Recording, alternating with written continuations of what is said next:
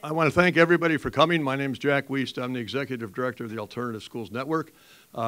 This is an event to herald the legislation that Senator Dick Durbin and Congresswoman Kelly have put in, desperately providing jobs in the summer and year-round for youth in the city, but also across the country, where it's a problem in the rural areas as well as suburban areas. They need jobs, and they need a chance to get ahead with their life.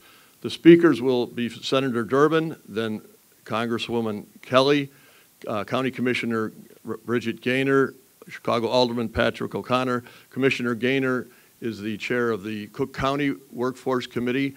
Alderman O'Connor is the chair of the City Workforce Committee. Then Dr. Teresa Córdova, then myself, then Keisha Davis Johnson, the principal of Youth Connection Charter School, and a student from Youth Connection Leadership Academy, which is the school here in this building on this floor.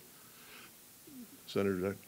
Thanks, Jack. A few weeks ago at Urban League on the south side here, we had a gathering of some young people. Congressman Kelly and I were there and met with them. And each of them kind of told their stories, and each of them had an interesting story to tell. They'd had some rough patches in their lives, some things that had happened to them which might have resulted in some pretty terrible outcomes, but it didn't. It turned out for each one of them, the difference was a job, an opportunity to go to work, somebody who cared about them enough to get them into the workplace, and they actually had to show up on time for work, dress properly, follow instructions, and if you did the job right, you got a paycheck. That's kind of the story of life, but we all have to learn it. And all of us, at some point in our lives, went through the same young life experience that these young people went through. And what happened afterwards is the best part of the story, but because of those who were involved in it, there was a dramatic change in their lives and more confidence that they were going to be able to do something, end up not only finishing high school, but going beyond. One young man who was a high school dropout was particularly impressive. He was working at UPS, if you'll remember, night shift. I'd bet a nickel that fellow's going to be a success. It really made that big a difference in his life. And when you look at the national statistics, you can tell the story it gets better. If you have a summer job or a job during your school year, you are more likely to complete high school.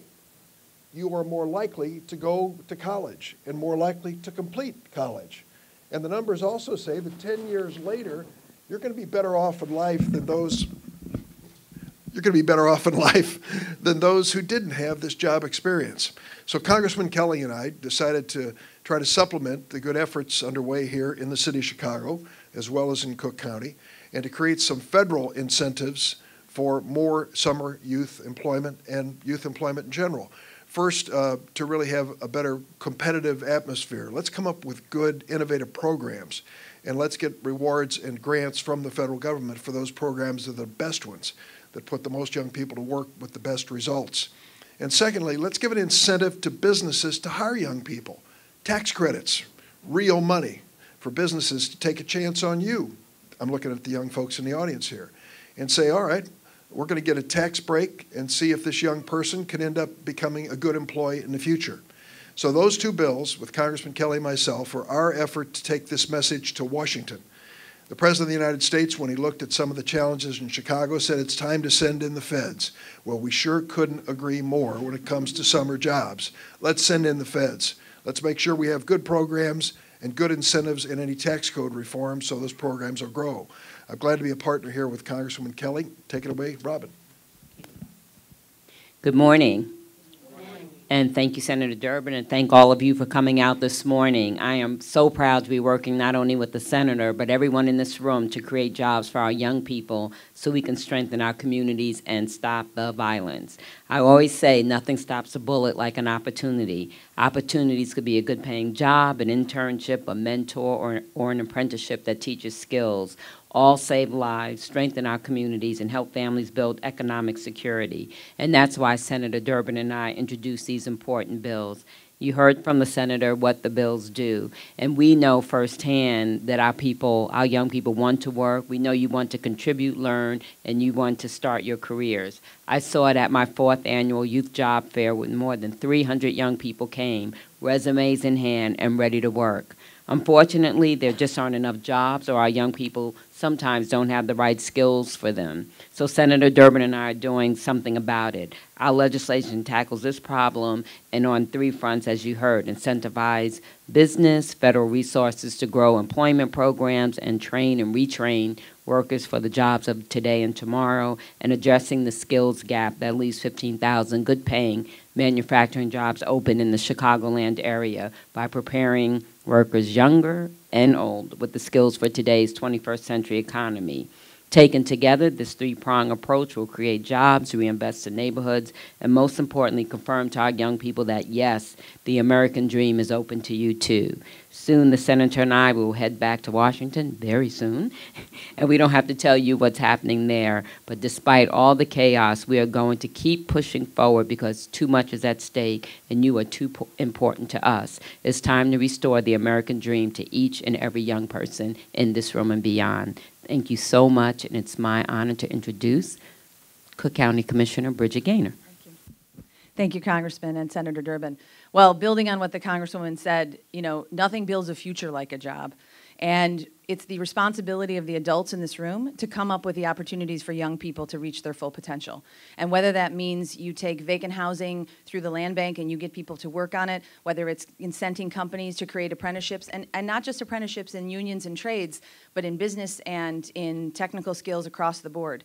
Because there is a tremendous pool of talent out there, and many of them are stuck behind this wall of the cost of college. And so we need to not just address the ability to hire more people, we need to figure out new creative ways to do it. And I am extremely excited about everything that's happening here, and I want to make special note of something that Congresswoman Kelly had put in her bill in order to use hardest hit funds to reduce commercial blight and to employ people while doing so. It's something that she and I have worked on for years, and it's an incredible opportunity to in some ways give a Rust Belt reboot to our local economy. There's a lot of old industrial infrastructure that's there and needs to come down so new things can grow. It's like pruning a tree. And it isn't just that you create new economic opportunity, you employ people while you do it. So I'm extremely excited about what these guys have introduced, and I feel very enthusiastic and looking forward to the future. Thank you.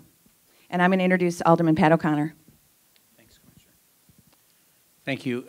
It's an honor to be here with these individuals who work so hard for our community and who try to bring dollars to our city and our region at a time when the city is really under siege by the president and by every opportunity that he gets to bang the city, he does. But every opportunity that these folks get to help the city, they do. And we in the city and the county have a very aggressive summer youth and then youth employment program going beyond the summer that we're trying to continue to grow. We're in our 5th year of growth, 6th year of growth actually in terms of numbers, but you might wonder why a summer job is at all important. And let me tell you just one story, and I'll take 2 minutes. When I was a young elected official, I had the opportunity to visit President Reagan in the White House. President Reagan at the time, President of the United States, one of the most powerful people in the world, a very varied career path to the presidency. And what did he spend most of his time talking to us about that day? His first job as a lifeguard on the River Dixon, in the river in Dixon, Illinois. And what did he say about that job? It wasn't just what he made, because what he made was peanuts by today's and probably by those standards in those days. It gave him responsibility. It gave him a sense of purpose. It gave him a sense of leadership. He said, you have no idea the first time you rescue somebody as a 16-year-old youth in a summer job, you're empowered for the rest of your life because you've saved someone's life. Summer jobs are just not the money you make. Summer jobs are just not the experience you have, the going to work, getting up, being on time, all the rest. Summer jobs give you a sense of value and a sense of purpose that otherwise may not exist and may never come to you in terms of your young life. If we invest now, we will invest a lot less money than we will invest if we have to invest later. It's really that simple. And so I couldn't be more thankful to Senator Durbin and to our Congresswoman for having made this effort. And now it's up to us at this level to try and make sure that everybody is supportive, Everybody talks to the people that represent them. Everybody makes sure that their congressman and their congresswoman knows what's trying to be done. We need to make our voices heard so that these types of programs can flourish, because our children are worth it, and we really need to just admit and respect that, because if the President of the United States can sit with a group from Chicago and talk about, with all of the things that were on his plate, be able to tell us how important that first job was to him, I think we could probably take it for granted that that's an important thing. Thank you very much. And now, Dr. Córdova, this is our third time in 3 weeks that we're together. Thank you. Thank you. Thank you, Alderman. It is indeed an honor to be here with all of you. Thank you so much for your commitment to this issue. Today we are also releasing the fourth in a series of reports that the Great Cities Institute has prepared for the Alternative Schools Network. The advantage of these reports is it gives us the opportunity to keep this issue on the front table, that we do have to address this question of joblessness among our teens and young adults.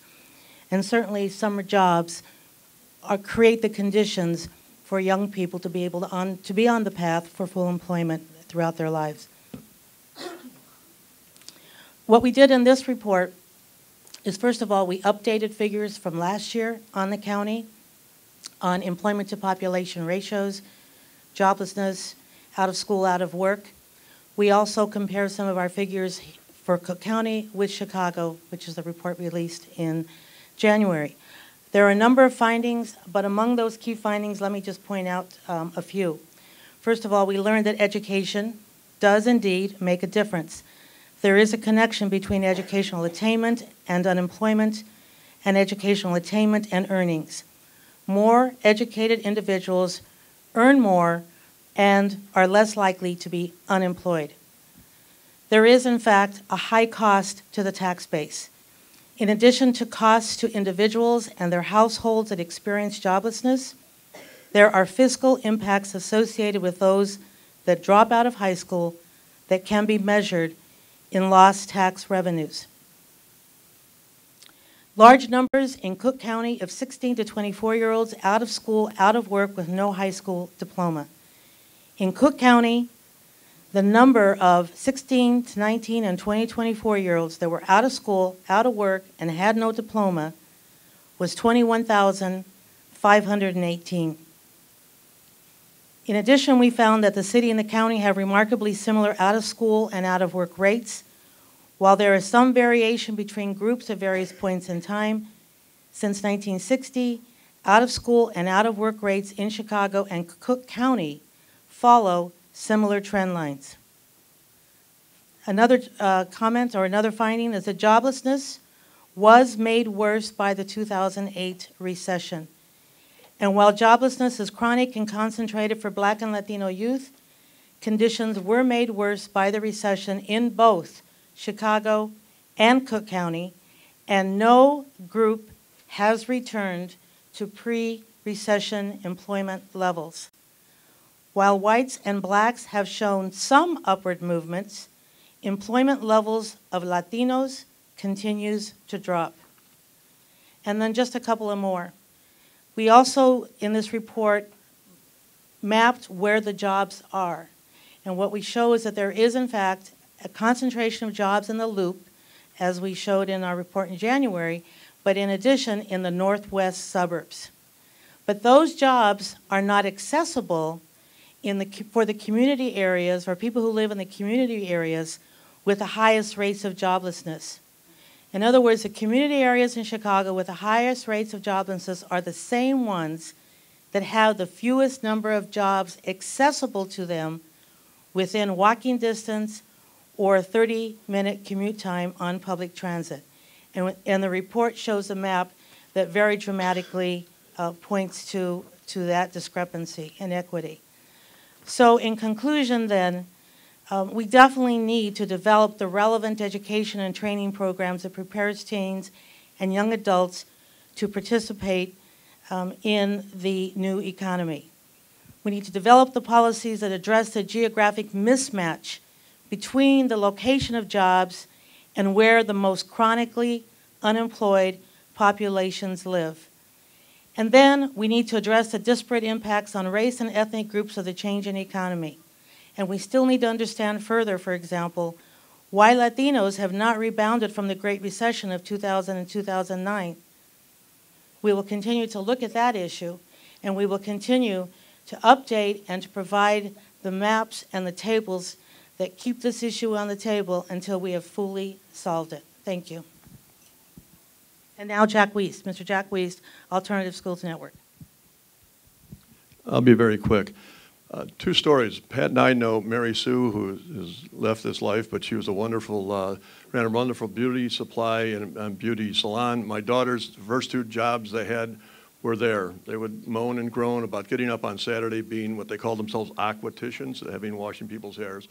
But they had the discipline to get out and meet people, how to work with people, and really have that kind of work. The thing that was struck me was we could help her because we knew Mary Sue. Many kids in the inner city don't have those connections. That's why we need these jobs. The second quick story is a young guy that we worked with like crazy, Calvin. He really struggled from 16 through 21, had a kid when he was very young, and I just found out he's now 28. He's got a job as an assistant manager at a restaurant on North Michigan, and he was complaining to one of our ex-staff saying, we can't find kids who are ready for jobs. But what it struck me was young people between the ages of 16 to about 24 struggle, and we can be there for them and with them in terms of jobs. Get them over that hump and really help them do that. And that's what this legislation will do. Keisha, you want to introduce? We'll have one student. Thanks.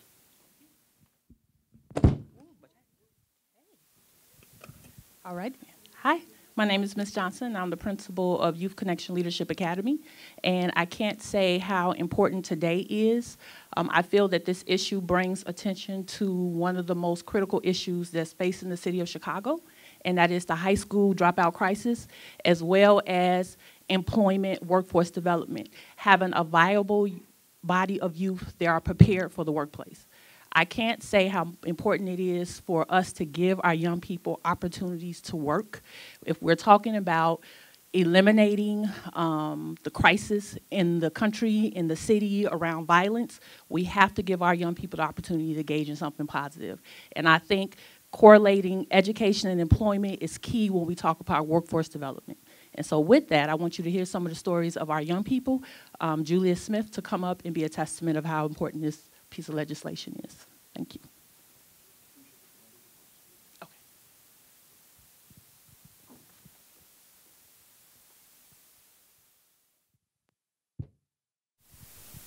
My name is Julia Smith. I am a January 2018 graduate. I attend Youth Connection Leadership Academy.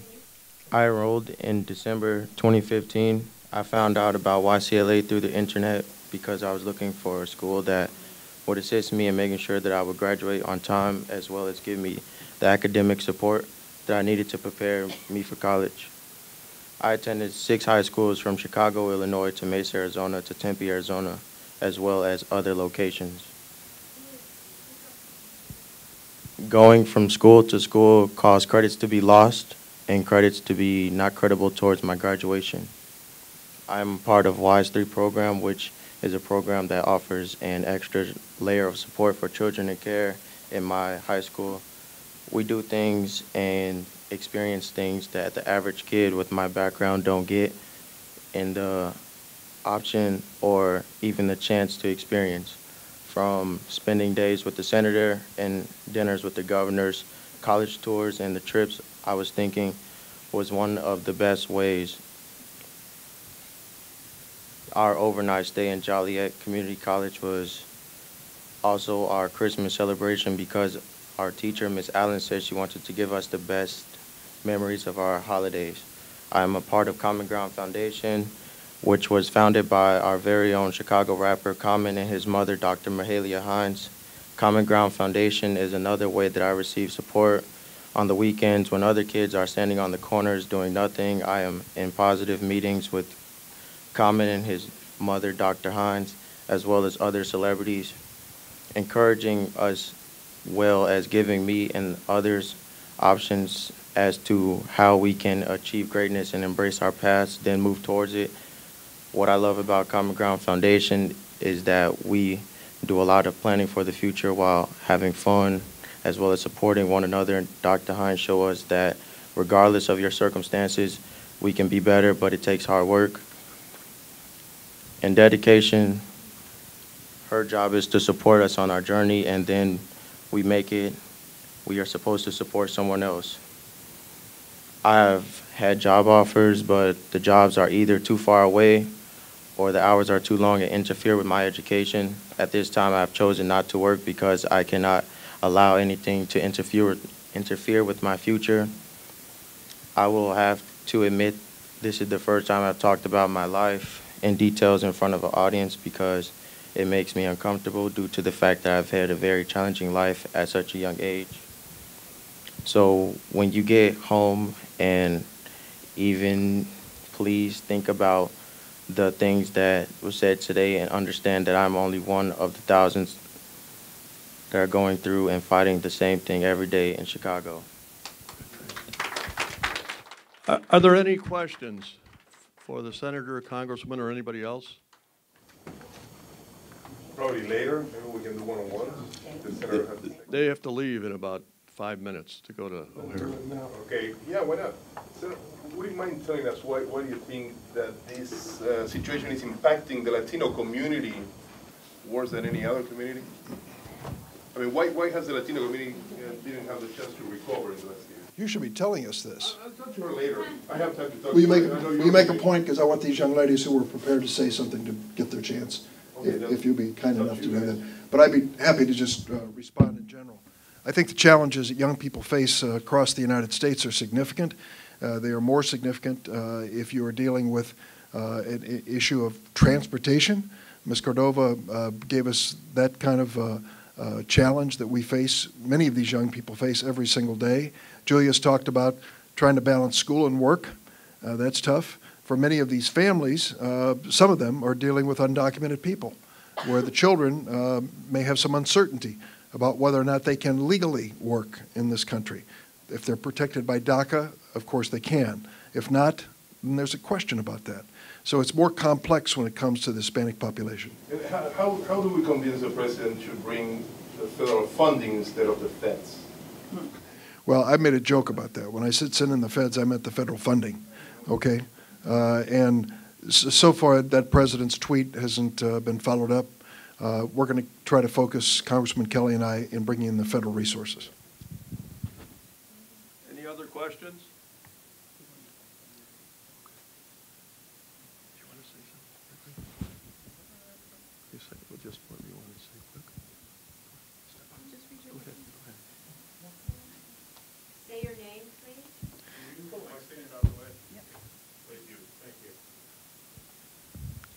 Hello, my name is Lilia Gomez. I'm 19 years old and I'm a senior at Youth Connection Leadership Academy, which is located on the campus of Illinois Institute of Technology, which is also called IIT. I entered Youth Connection Leadership Academy in September of 2015. Before entering YCLA, I attended 3 different high schools and was working temp jobs to have some type of income. While living in a shelter, becoming a single parent at 16, Mom was incarcerated, which caused me to become the mother to my younger siblings. Having that title at such a young age caused me to become angry and resentful, which also caused me to shut down and give up on myself. While being that I had to take on so much responsibility, I stopped caring about myself and my education because I had to focus on my family and my job. It caused me to work long hours, which was typically 2 p.m. to 2 a.m., at least 4 to 5 days a week. It also caused me to drop out of school and take care of my newborn, my family, because my mom was dating a man that she thought she loved. She ended up serving 3 years in jail on gun and drug charges to protect him. This had made it much harder for her to get a job when she was released, as well as building relationships with her 6 children. But the crazy part of all of all this was that before all of this happened, she was working as a sterile processor and a surgical technician, making enough money to take care of all of us. I was a prime example of how one incident can change your life as well as your family's life. But what makes it even worse is that this is reality for so many children living on the streets.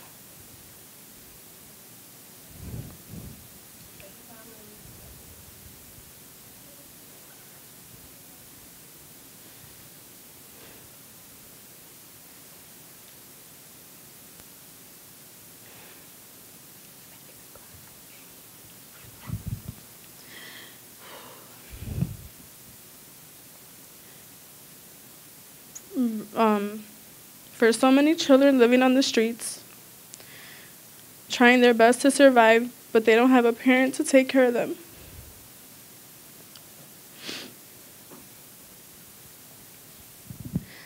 Entering YCLA was different from the very beginning. I remember attending an underground railroad study trip.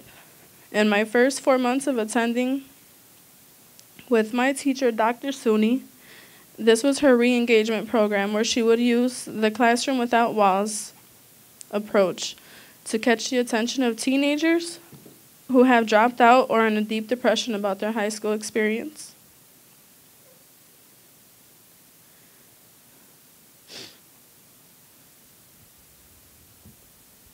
That experience really opened my eyes, and it got me to start believing in myself.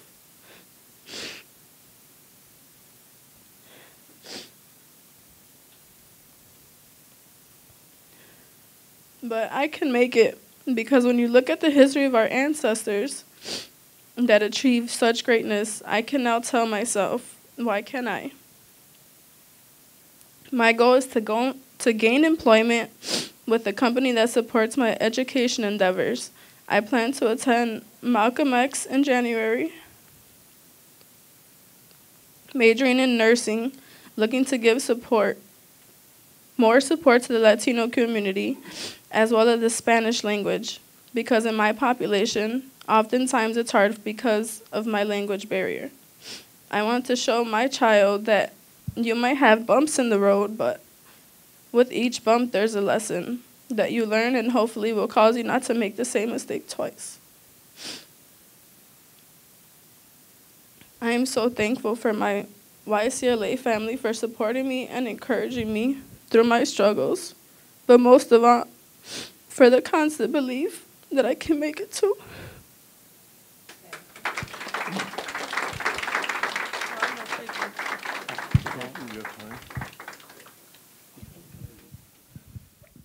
Let me just recognize Sheila Venson, who's been the director of the Youth Connection Charter School that supports YCLA. She's battled through 20 years, and she and her staff have made this possible to work with over 57 high school kids who have dropped out of school to come back and graduate about 1,800 and giving them a new future every year. Any other questions? Okay, thank you. Thanks a lot for coming. Stay cool in the warm weather.